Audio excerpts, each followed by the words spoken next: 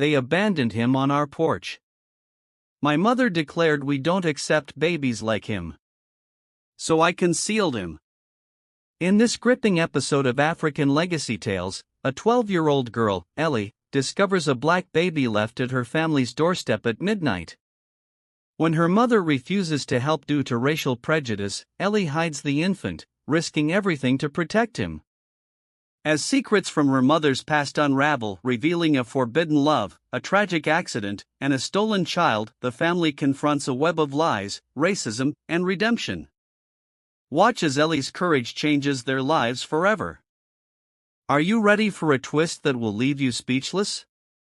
17 years later, in a grocery store, he picks up a magazine and faints when he sees the face of the boy he left behind. Comment where you're listening from today. Take a breath and feel this one. Josh Cole's hands trembled as he stared at the glossy magazine cover in the grocery store checkout line. The young man's face, those familiar eyes that somehow reflected his own, made his heart pound against his ribs.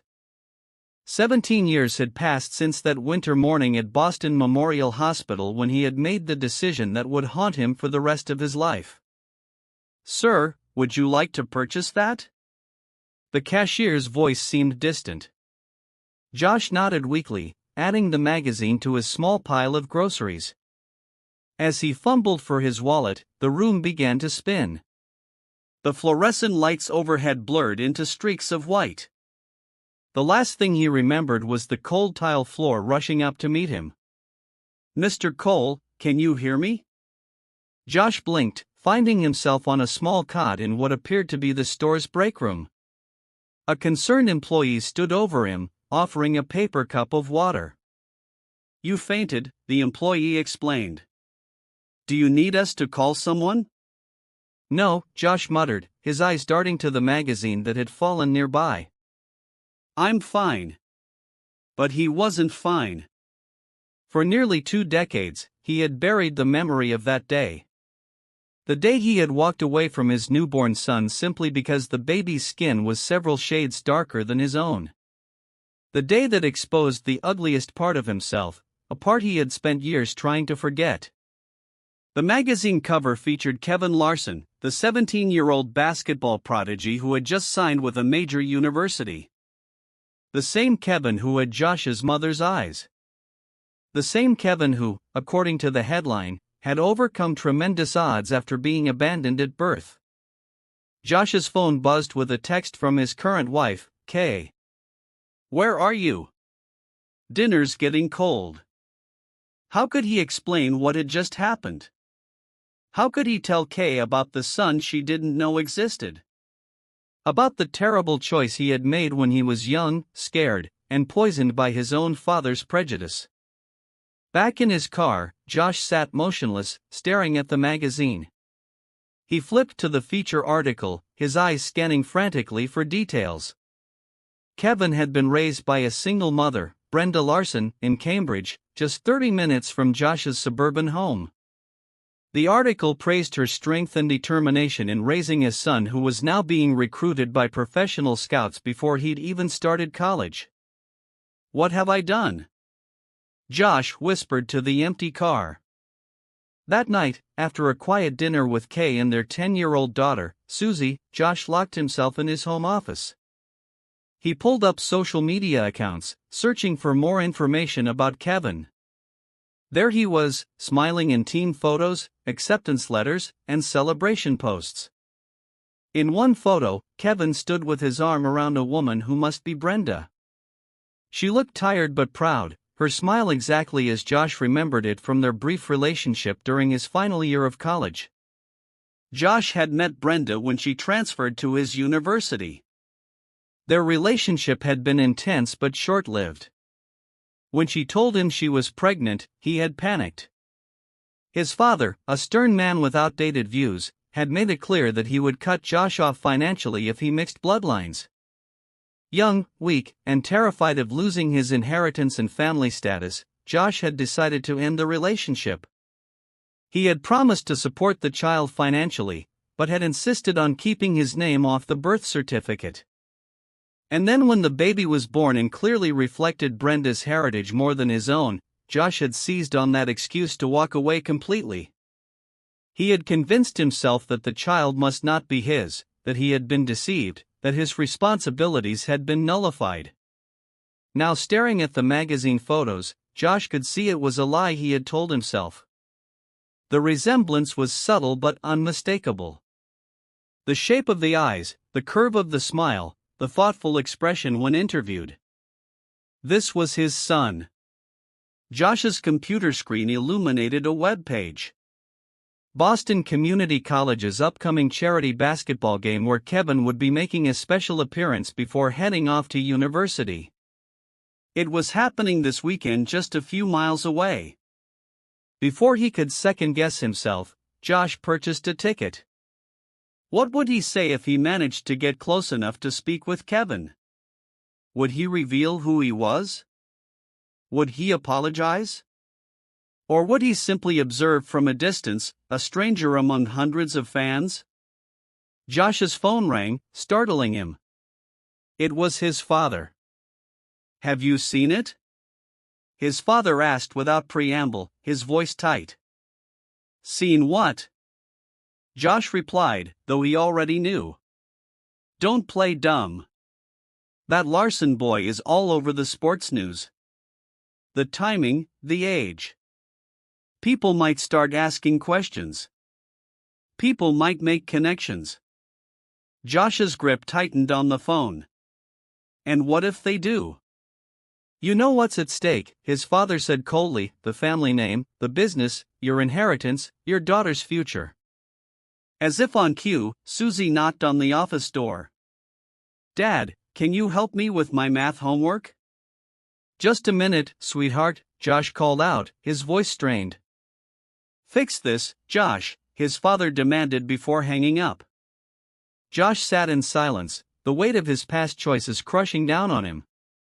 What his father really meant was clear.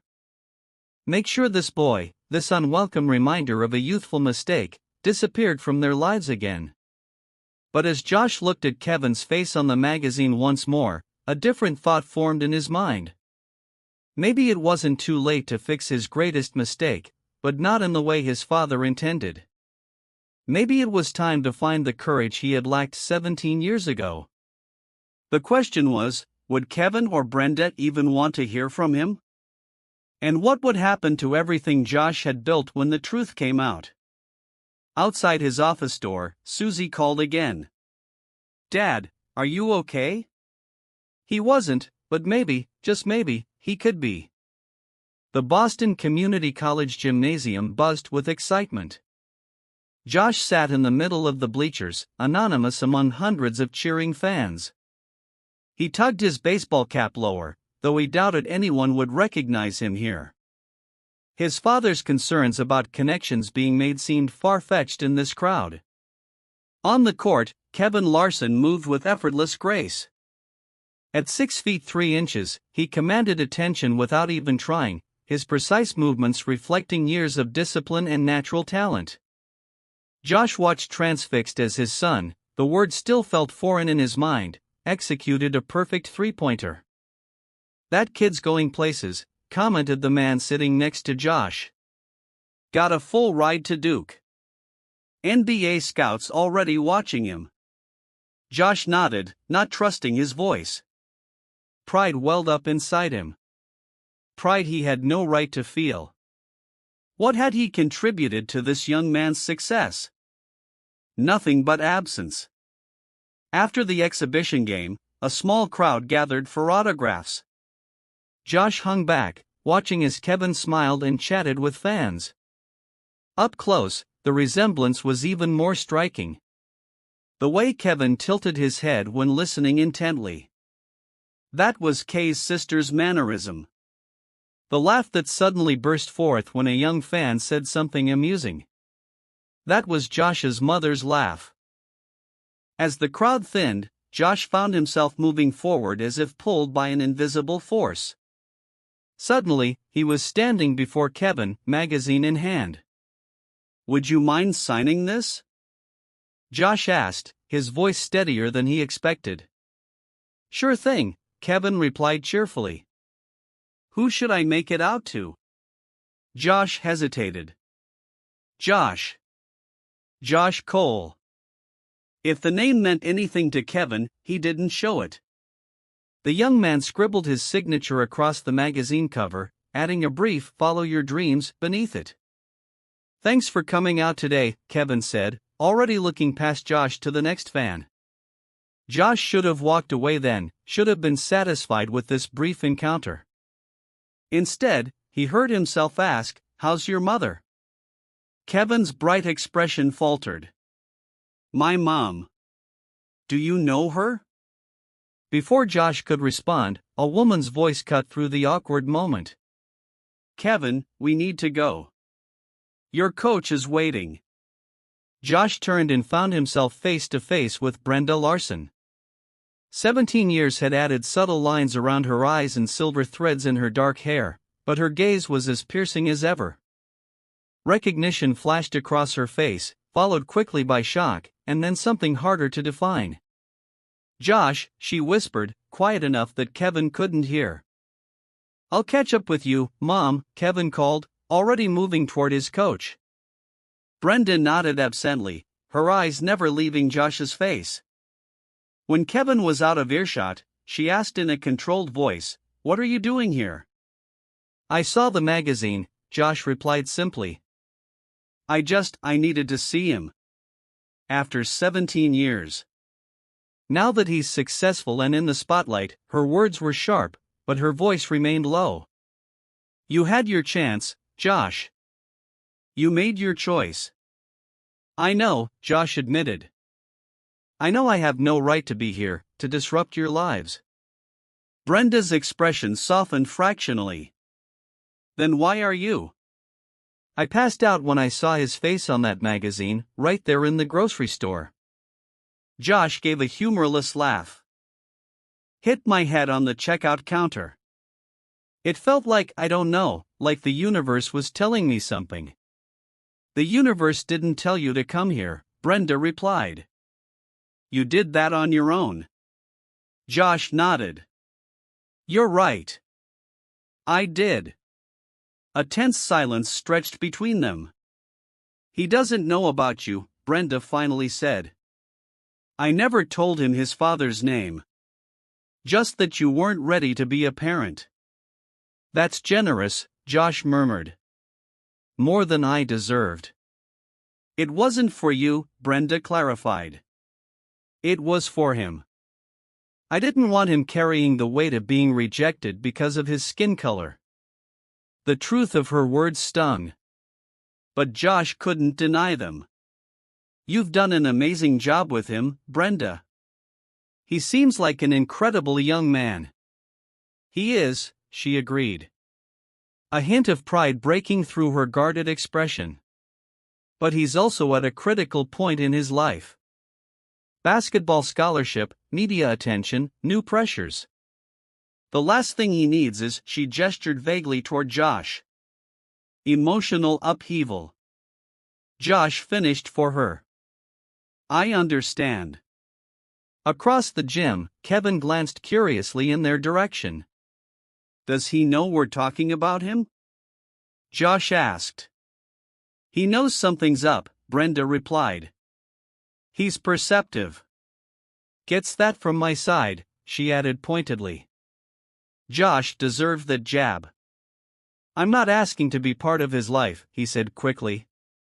I've been living with this mistake for 17 years, pretending it didn't happen. Pretending he didn't exist. I can't do that anymore. Brenda's gaze was appraising. What exactly are you hoping for here, Josh? It was a fair question, one Josh had been asking himself since seeing that magazine. I don't know, he admitted. Maybe just a chance to apologize, to tell him that what I did had nothing to do with him and everything to do with my own weakness. And then what? Brenda pressed. You go back to your life, conscience clear, while he processes that information, while he wonders why he wasn't enough for you to overcome your weakness. Her words hit like a physical blow. Josh hadn't considered that perspective. I have a family, Josh said quietly. A wife, a daughter. They don't know about Kevin. Brenda's expression hardened again. So, you're still hiding, still ashamed. It's not that simple, Josh protested, though part of him knew she was right. Mom! Kevin had appeared beside them, his gym bag slung over one shoulder. His curious gaze bounced between Josh and Brenda. Everything okay? Everything's fine, honey, Brenda assured him with a smile that almost looked genuine. This is just an old friend from college. Josh Cole, Kevin said, recognition lighting his eyes. The name sounded familiar when you said it. Mom has some old photos with that name written on the back. Josh's heart skipped a beat. She had kept photos of them. We should get going, Brenda said firmly. It was unexpected seeing you, Josh. Wait, Josh said, reaching into his pocket. He pulled out a business card and held it out to Brenda. My number. If either of you ever need anything, Brenda looked at the card without taking it. For a moment, Josh thought she would reject it outright. Then to his surprise, Kevin reached out and took it. Thanks for coming to the game, Mr. Cole, the young man said politely. As Josh watched them walk away, his phone buzzed with a text from his father. Did you take care of it? Josh stared at the message, anger bubbling up inside him. Take care of it.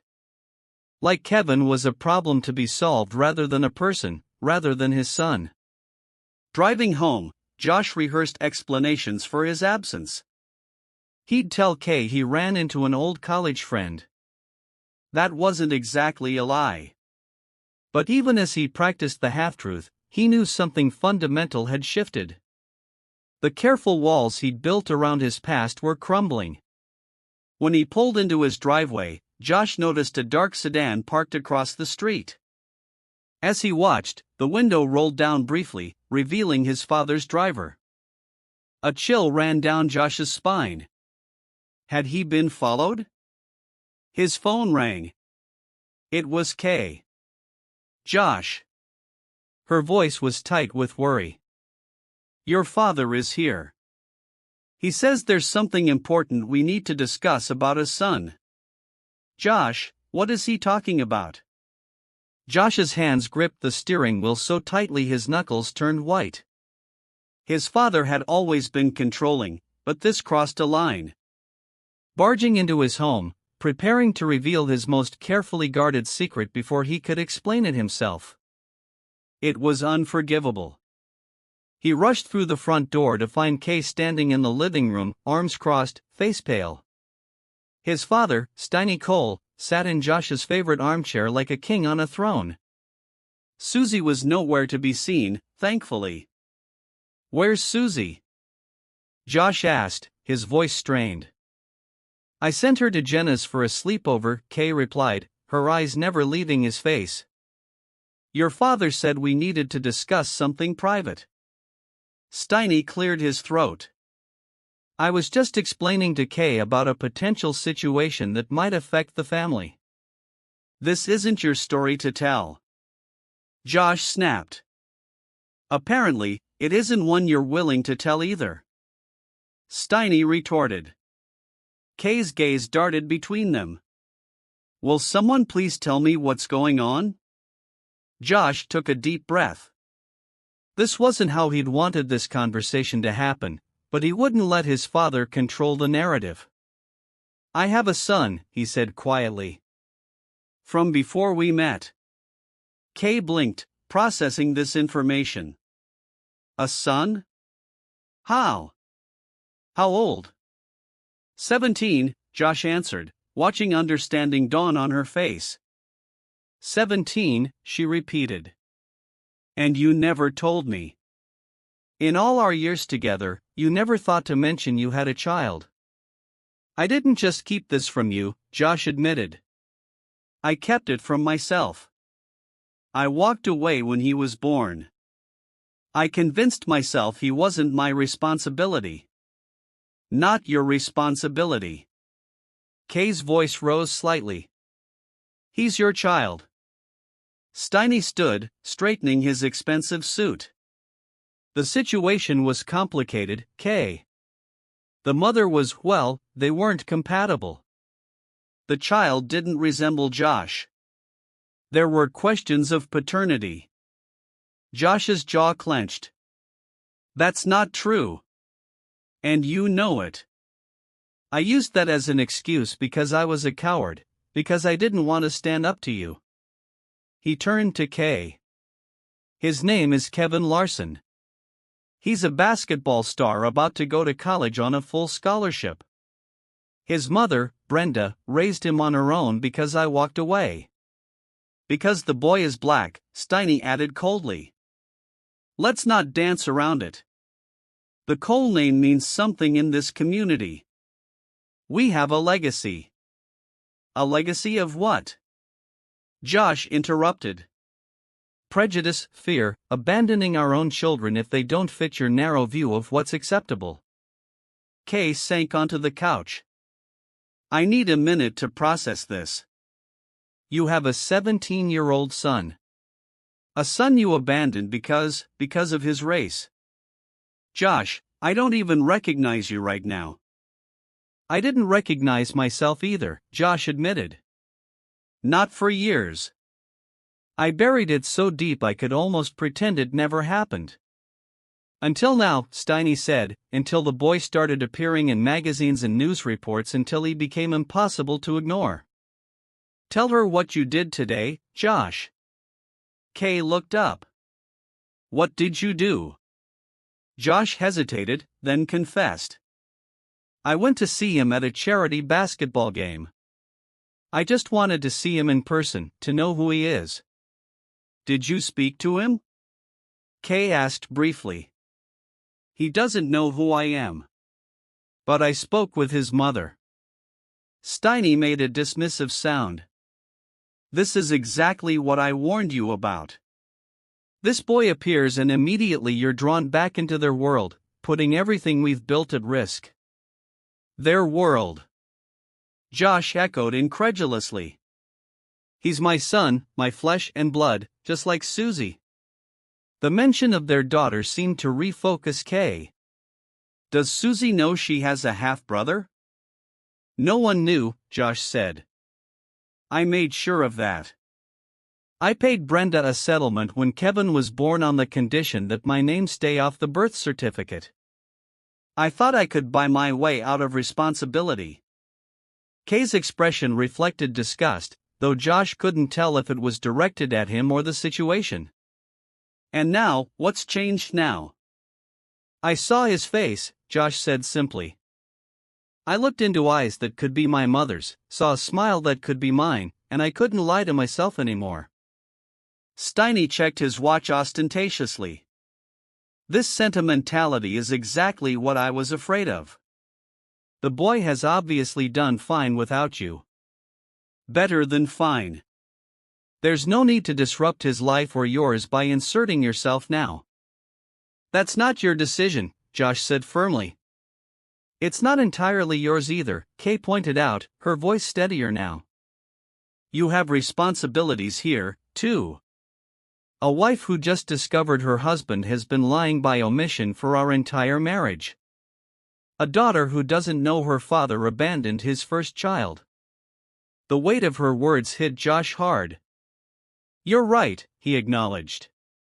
I've handled this all wrong from the beginning. Steiny moved toward the door. Think carefully about your next steps, Josh. There's more at stake than your sudden attack of conscience, the company, your inheritance, Suz's future. Are you threatening to disown me? Josh asked, a bitter laugh escaping him. History repeating itself. I'm reminding you of your obligations, Steiny replied coldly. After Steiny left, the silence between Josh and Kay stretched painfully. He has your father's toxic views, Kay finally said. But you're the one who chose to listen to them, to act on them. I know, Josh said. I was young, scared, and weak, but that's not an excuse. Kay stood and paced the living room. So, what happens now? You've seen him. You've opened this door. What's your plan? I don't have one, Josh admitted. I just know I can't pretend anymore. Kay stopped pacing and faced him directly. If you had seen that magazine and that boy didn't look like you, if he had been white, would you have still recognized him as your son? Would you have still felt this awakening? The question struck Josh like a physical blow. Would he? Or was his recognition of Kevin based solely on seeing his own features reflected back at him? I want to think I would have, he said slowly. But honestly, I don't know. Kay nodded as if his answer confirmed something for her. I need time to think. This changes everything I thought I knew about you. I understand, Josh said, though the prospect of Kay pulling away terrified him. And Susie needs to know, Kay added. She deserves the truth. Yes, Josh agreed. But how do we tell her? We'll figure it out, Kay said, her tone suggesting she wasn't sure they would figure anything out together anymore. That night, Josh slept in the guest room. Around midnight, his phone buzzed with a text from an unknown number. This is Brenda. We need to talk. Something's happened with Kevin. Josh's heart raced as he texted back. What's wrong? 3 dots appeared, disappeared, then appeared again. Finally, someone contacted him. Told him everything. He knows who you are, and he's furious. Not just with you. Josh stared at the message in horror. Who would his father? It had to be. But why would Steiny do that after spending years ensuring Kevin remained disconnected from their family? Another text came through. He left the house 2 hours ago. Won't answer his phone. I'm worried, Josh. Josh texted back immediately. I'll help look for him. This is my fault. As he pulled on clothes and grabbed his car keys, another text arrived, check the community college gym. He goes there when he's upset. Josh headed for the door only to find Kay standing in the hallway in her bathrobe. Where are you going at this hour? She asked. It's Kevin, Josh explained, the words tumbling out. Someone told him I'm his father. He's missing. Kay's expression shifted from hurt to concern. Do you want me to come with you? The offer surprised him. You would do that? I'm angry with you, Josh. Disappointed, but I'm not heartless. He's just a kid who's had his world turned upside down. As they drove toward the college in tense silence, Josh's phone rang. It was Brenda again. I just got a call, she said, her voice tight with worry. Kevin's been in an accident. The emergency room buzzed with activity, but Josh barely noticed. His focus narrowed to the double doors through which Kevin had been wheeled 15 minutes earlier. Beside him, Kay sat quietly, her presence both a comfort and a reminder of how dramatically his life had changed in just 48 hours. Across the waiting room, Brenda paced, her phone pressed to her ear as she updated someone. A family member Josh guessed about Kevin's condition. What little they knew anyway. Car accident, possible concussion, broken arm. The words tumbled through Josh's mind on repeat. Family of Kevin Larson. A doctor emerged from the treatment area, clipboard in hand. Brenda rushed forward. I'm his mother. The doctor nodded. He's stable. X-rays confirmed a fracture in his left radius, his forearm, but it's a clean break. We've set it and put on a cast. The concussion is mild, but we'd like to keep him overnight for observation. His arm, Brenda said, her voice breaking slightly. Will this affect his basketball? The doctor offered a reassuring smile. The fracture should heal completely with proper care. He'll need to wear the cast for about 6 weeks, followed by physical therapy. But there's no reason he shouldn't regain full function. The relief on Brenda's face was palpable. Josh felt it, too. An unexpected wave of gratitude that Kevin's future wouldn't be derailed by what had happened tonight. "Can I see him?" Brenda asked. "He's asking for you," the doctor confirmed. "Just one visitor for now, though." Brenda glanced back at Josh, her expression unreadable before following the doctor through the double doors. Left alone with Kay, Josh sank into a chair, the adrenaline that had carried him here finally draining away. "Thank you for coming," he said quietly. Kay nodded. "How did this happen?" "The accident." "I don't know yet. Brenda just said he was driving too fast and took a curve wrong." Josh ran a hand through his hair. "If I hadn't gone to that game, if I just left things alone, you can't think that way," Kay replied, her tone softer than it had been at home. "You didn't cause this accident. And from what little I know about teenage boys, if he was upset enough to drive recklessly, those feelings were already there. You didn't create them. You just gave them a focus." It was a surprisingly generous perspective given the circumstances. Josh studied his wife's profile, wondering what thoughts were swirling behind her composed exterior. "What my father did, contacting Kevin behind my back. I had nothing to do with that," Josh clarified. "I would never have wanted Kevin to find out that way." "I believe you," Kay said. "Your father's actions didn't surprise me. He's always been ruthlessly pragmatic." Josh frowned.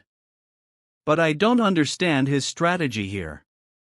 If he wanted to keep Kevin away from our family, why tell him the truth? Why not just pressure me to back off?" Kay considered this. "Maybe he thought if Kevin rejected you first, you'd give up. Or maybe he's just creating chaos because he can't control you anymore." Before Josh could respond, Brenda emerged from the treatment area. Her eyes were red-rimmed but dry. "He's asking for you," she said to Josh, the words clearly difficult for her to deliver. Josh stood surprised. "He wants to see me?" "Not exactly," Brenda clarified. "He wants answers, and I think you owe him those at least." Josh nodded. "Of course." As he moved toward the double doors, Kay reached for his hand and squeezed it briefly. The simple gesture of support meant more than he could express. The hospital room was dim, illuminated only by a small light above the bed. Kevin lay with his freshly casted left arm propped on a pillow. A butterfly bandage stretched across his right eyebrow and a darkening bruise colored his cheekbone. Despite these injuries, his gaze was clear and direct as Josh entered. "Mr. Cole," Kevin said, his voice carefully neutral. "Or should I call you Dad?" The word spoken with such irony cut deep. "You can call me whatever you want," Josh replied. Kevin studied him, looking for resemblances perhaps, or trying to reconcile the stranger before him with the father who had rejected him. "Why did you come to my game?" It wasn't the first question Josh had expected. "I saw your picture in a magazine. I recognized something in your face, something familiar, but not familiar enough 17 years ago." Kevin's tone remained controlled, but the hurt beneath was evident. Josh took a step closer to the bed. "I owe you an explanation. Though no explanation can justify what I did." "Try anyway," Kevin challenged. So Josh did. He told Kevin about meeting Brenda in college, about his father's threats to cut him off, about his own weakness and fear. He explained how he had convinced himself the baby wasn't his, using the difference in skin tone as an excuse even though he knew better. "My grandfather is the one who called me," Kevin said when Josh finished.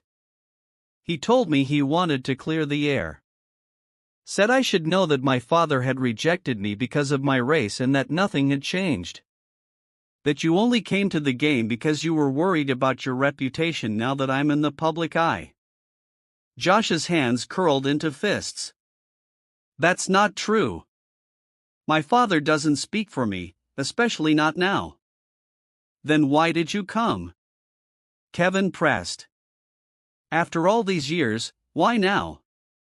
Because seeing your face forced me to confront what I'd done, Josh admitted. I couldn't hide from it anymore. Couldn't pretend it hadn't happened. So, this is about your guilt, your conscience. Kevin's voice finally cracked with emotion. What about me? Did you ever think about me? Every day, Josh said quietly. Even when I was trying not to. Kevin turned his face away, blinking rapidly. I grew up thinking my father didn't want me, that I wasn't good enough. Mom never said it was because of my skin, but I figured it out anyway. Do you know what that does to a kid? Josh's throat tightened. I can't imagine. And I'm so sorry, Kevin. More sorry than I can express. Sorry doesn't fix anything, Kevin said. You're right. Josh acknowledged. Nothing I can say will undo the damage I've caused. But if there's anything I can do now that I'm successful, now that I'm worth acknowledging, Kevin's bitter laugh dissolved into a grimace of pain. Josh wanted to deny it, to claim his interest wasn't contingent on Kevin's success. But wasn't that exactly what his father had accused him of? And could he honestly say it wasn't at least partially true? I don't expect you to forgive me, Josh said finally. You have every right to your anger, but please don't punish yourself for it. Don't drive your car into a ditch because of what I did 17 years ago. Kevin's gaze snapped back to him. Is that what you think happened? That I crashed because I was upset about you? Weren't you? Josh asked, confused. I was upset, yeah, but the accident happened because another driver ran a stop sign and clipped my rear bumper. My reaction time was off because I was distracted, but I didn't drive recklessly on purpose. Relief washed through Josh. I'm glad to hear that. Your mother was worried you might have tried to hurt yourself. Kevin shook his head. I've got too much going for me to throw it away over someone who never cared enough to stick around. The words stung, but Josh couldn't argue. You're right, and I'm genuinely proud of everything you've accomplished, Kevin. Your mother has done an amazing job raising you. Kevin's expression softened slightly. Yeah, she has. A nurse appeared in the doorway. Time to let our patient rest. Josh nodded and turned to go. Mr. Cole, Kevin called as Josh reached the door. The woman who came with you, is she your wife? Yes, Josh confirmed. Her name is Kay. Does she know about me? She does now, Josh replied. I should have told her years ago. Kevin seemed to be weighing his next words carefully. Are there other siblings? The question caught Josh off guard. A half-sister, Susie. She's 10. Something flickered across Kevin's face. Interest perhaps or longing. Does she know about me? Not yet, Josh admitted. But she will. I'm done keeping secrets. As Josh left the room, he found both Brenda and Kay waiting in the hallway. The two women had apparently been talking in his absence, and the thought of what they might have discussed made him uneasy. How did it go? Brenda asked. About as well as could be expected, Josh replied. He's angry, hurt. He has every right to be. Kay touched his arm. The doctor says he'll be released tomorrow morning. I've been thinking. She hesitated, then continued with determination. Maybe Kevin and Brenda could come to dinner at our house when he's feeling better. The invitation stunned Josh. Are you sure? No, Kay admitted. But doing the right thing isn't about being sure. It's about trying, even when it's difficult. She turned to Brenda. You raised an extraordinary young man on your own. I'd like to know him, and I think Susie should know her brother. Brenda studied Kay's face, looking for ulterior motives perhaps, but finding none. I'll discuss it with Kevin, she said finally. It's his decision. As they prepared to leave, Josh's phone buzzed with a text from his father. Call me immediately. We need to contain this situation. Josh showed the message to Kay, who shook her head in disgust. Your father contacted a 17-year-old boy to deliberately hurt him. She said, I think it's time to decide where your loyalties lie. Josh took one last look through the hospital room window at his son before making the easiest difficult decision of his life. The Cole family dining room had never felt so tense. Josh adjusted the place settings for the 5th time, moving forks and repositioning water glasses with nervous precision. Susie watched from the doorway, curiosity evident in her expression. Dad, you're being weird, she said, twirling a strand of her hair. It's just dinner. Not just dinner. Josh had tried to explain the situation to Susie the previous evening, sitting beside Kay on their daughter's bed. They'd used simple terms. A child from before Daddy met Mommy. A mistake Daddy made by not being there for him. A chance now to make things right. Susie had absorbed the information with surprising calmness, asking practical questions. Would Kevin live with them sometimes? Did this mean she had to share her birthday presents? Would he play basketball with her? The doorbell rang, sending Josh's heart into his throat. I'll get it, Susie called, darting toward the front door before